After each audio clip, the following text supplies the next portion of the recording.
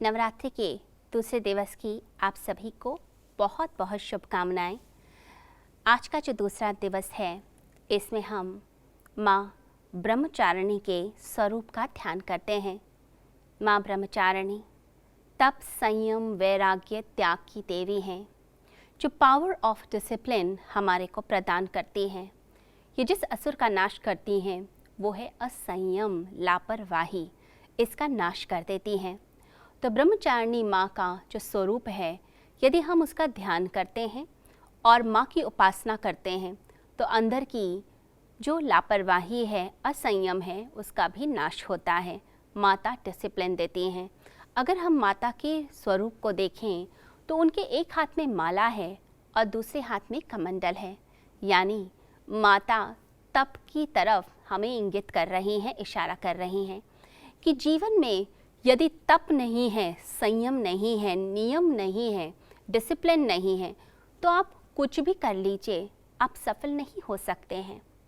आपने दृढ़ता से एक संकल्प तो लिया लेकिन तप नहीं किया तो कैसे आप सफल हो जाएंगे। तो तप करना ज़रूरी है, संयम को पालना ज़रूरी है। कहते हैं माता ने महादेव को प्रसन्न करने के लिए हजारों वर्ष तक तप किया। इसी के कारण उन्हें तपश्चारिणी या ब्रह्मचारिणी भी कहा जाता है, जो ब्रह्म में चर्या करती हैं, यानी कि परमात्मा की धुन में रहती हैं। ये सब होता है संयम और तप से। कोई भी उद्देश्य तभी हमें प्राप्त हो पाता है, कोई भी लक्ष्य तभी प्राप्त हो पाता है जब हम संयम से चलते हैं। संयम, डिसिप्लिन का पालन करना ज़रूरी है। कुछ लोग ऐसे होते हैं, कुछ भी खा लिया, कुछ भी बोल दिया, कहीं भी बैठ गए, कुछ भी करने लगे, जो किसी ने बता दिया वही हमने काम करना शुरू कर दिया और काम को करते करते बीच में लापरवाही करने लग जाएंगे। हम डिसिप्लिन भी भूल जाते हैं। सुबह कैसे उठना है, कैसे बोलना है, कैसे काम करना है, कोई नियम कानून, कोई कायदा नहीं है। तो ऐसा व्यक्ति जो होता है उसका जीवन एक सूखे पत्ते की भांति होता है। जैसे एक सूखे पत्ते को पानी में, नदी में छोड़ दिया जाए तो क्या होता है, पत्ता अपने आप ही चलता जाता है, लहरें कहीं भी लेके चली जाती हैं। तो कुछ लोगों की ज़िंदगी ऐसी होती है कि लोग ही धकाए जाते हैं, बस वो चलते जाएंगे, यानी कोई नियम कानून उनकी ज़िंदगी में है नहीं, कोई लक्ष्य उनकी ज़िंदगी में नहीं है। तो संयम का पालन करना बहुत आवश्यक होता है। ये हमारे अंदर एक शक्ति का उदय करता है। तो माता ब्रह्मचारिणी हमारे अंदर शक्ति का उदय करती हैं, एक शक्ति जो डिसिप्लिन से चलती है। हम देखते हैं सूर्य को, चंद्र को, धरती को देखते हैं तो धरती, चंद्रमा अपनी धुरी पे घूमते हैं और सूर्य के आसपास भी घूमते हैं और एक नियम से चलते हैं। कभी ऐसा नहीं होता कि धरती कहे आज मेरे को रेस्ट करना है, आज मैं नियम का पालन नहीं करूंगी, आज सूर्य की परिक्रमा नहीं करूंगी। अगर सूर्य की परिक्रमा ना करे धरती तो जीवन ही नष्ट हो जाए, सब कुछ समाप्त हो जाए। तो एक नियम चलता है और वो जो नियम है वो नियम ही शक्ति प्रदान करता है। एक छोटा बच्चा जो पढ़ाई कर रहा है, अगर वो सोचे कि बिना पढ़े ही मैं पास हो जाऊंगा, अपने ऊपर संयम ही ना रखे, फिर वो कभी पास नहीं होगा, यानी कभी ऊंचाइयों तक नहीं पहुंचेगा। एक व्यक्ति जो रोगी है, जो बीमार है, जैसे शुगर, डायबिटीज़ की प्रॉब्लम है, उसके बाद भी वो संयम ना रखे, नियम से ना चले, सैर भी ना करे, अपनी लाइफस्टाइल ठीक ना करे, अपने आहार को ठीक ना करे, तो क्या होगा, उसका शुगर लेवल बढ़ जाएगा और धीरे धीरे वो डेथ की तरफ चल पड़ेगा। यानी कि अगर आप संयमित हैं तो आपके जीवन में खुशियाँ ही खुशियाँ हैं। तो अपनी सेहत हम ठीक करना चाहते हैं तो हमें क्या करना है, हमें संयम को धारना है। जो चीज़ हमारे लिए अच्छी नहीं, उस भोजन को मत खाइए। आपको लगता है आपको एसिडिटी की प्रॉब्लम है तो आप उस समय तला हुआ या स्पाइसी फूड मत खाइए।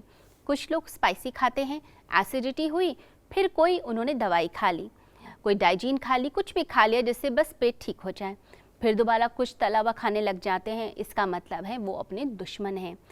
जो व्यक्ति अपना दुश्मन होगा वो काम करेगा जिस काम से उसका नुकसान होता है, उसके शरीर का, उसके मन का, उनके रिश्तों का नुकसान होता है। तो अपने शत्रु मत बनिए, अपने मित्र बनिए।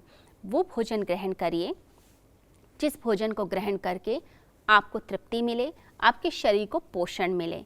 तो कुछ बीमारियां अगर हैं शरीर के अंदर तो उन्हें ठीक करने का प्रयास कीजिए, संयम से चलें। तो शरीर के लिए व्यायाम ज़रूरी है, एक्सरसाइज ज़रूरी है। तो रोज़ सुबह जल्दी उठकर वॉक पर जाना, योगा करना, साथ ही साथ में अपने शरीर को धूप के नज़दीक रखना। जब सुबह की जो सनलाइट होती है वो हमारे अंदर विटामिन डी को पैदा करती है। साथ ही साथ आपको जो लाइट जो आप सुबह सुबह ग्रहण करते हैं, सूर्य के दर्शन करते हैं, वो सूर्य का दर्शन जो है आपके तीसरे नेत्र को, जहाँ पर हम तिलक लगाते हैं, उसको जागृत करता है। तो आपका तीसरा नेत्र जागृत होता है और आपकी नींद का जो साइकिल है वो ठीक होने लगता है। तो जो बॉडी की बायो रिदम है वो सूर्य के द्वारा प्राप्त होती है।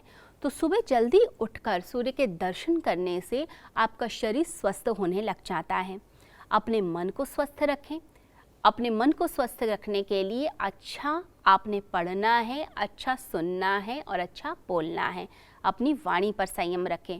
कुछ लोग किसी का भी मजाक बना देते हैं, कुछ भी बोलने लग जाते हैं और फिर क्या होता है, वाणी असंयमित होने के कारण या अभद्र भाषा का प्रयोग करने के कारण उनके रिश्ते खराब होने लगते हैं। लोग उनसे बचकर निकलने लगते हैं कि ये तो कुछ भी जवाब दे देगा, इसको बात करने की अकल नहीं है। तो वाणी पर संयम ज़रूरी है। अगर सफलता चाहिए, वाणी पर संयम रखिए। तो माँ ब्रह्मचारिणी बता रही हैं कि वाणी पर संयम रखिए, शरीर का संयम, खाने पीने का संयम, साथ ही साथ अपने प्राणों को ऊर्जा से भरें। प्राण यानी कि लाइफ फोर्स, ये लाइफ फोर्स हम इंक्रीज करते हैं प्राणायाम के द्वारा। तो प्राणायाम की रोज़ आपने प्रैक्टिस करनी है। तो जब आप सुबह वॉक करते हैं उसके बाद आके प्राणायाम कीजिए, स्नान करके फिर ध्यान कीजिए। ध्यान भी हमारे मन को पवित्र बनाता है। तो आपने अपने मन को शुद्ध करना है, शरीर को शुद्ध करना है, अपने प्राणों पर संयम रखना है, साथ ही साथ बुद्धि भी संयमित हो। देखिए, बुद्धि प्रकाश डालती है कि दो रास्ते हैं, इधर चलें या इधर, पॉजिटिव अपनाएं या नेगेटिव अपनाएं, धर्म की तरफ चलें या अधर्म की तरफ चलें। तो बुद्धि भी संयमित हो, यानी कि धर्म की राह पर चलने वाली बुद्धि। तीक्ष्ण बुद्धि हो और चोर वाली बुद्धि हो तो वो आपको नरक की तरफ लेके जाती है, परंतु तीव्र बुद्धि हो और धर्म की राह पर लेके जाने वाली हो तो मोक्ष प्रदान करती है। तो अपने ऊपर संयम वो रखेगा जो व्यक्ति साधना करता है। तो साधना का पथ अपनाइए और अपने जीवन को सफल बनाने का प्रयास कीजिए। तो माता ब्रह्मचारिणी हमारे ऊपर कृपा करते हुए पावर ऑफ डिसिप्लिन रखती हैं। इन माता का हमें ध्यान करना है नवरात्रि में और माता के लिए बोलना है ओम ऐं ह्रीं क्लीं चामुंडाई विच्चै। तो माता जो सबका मंगल करने वाली हैं, उन माता का ध्यान करते हुए अपने जीवन को सार्थक बनाएं। नवरात्रि का ये दूसरा दिवस आपके लिए शुभ हो और आपके परिवार में खुशियाँ लेकर आए। जय माता दी।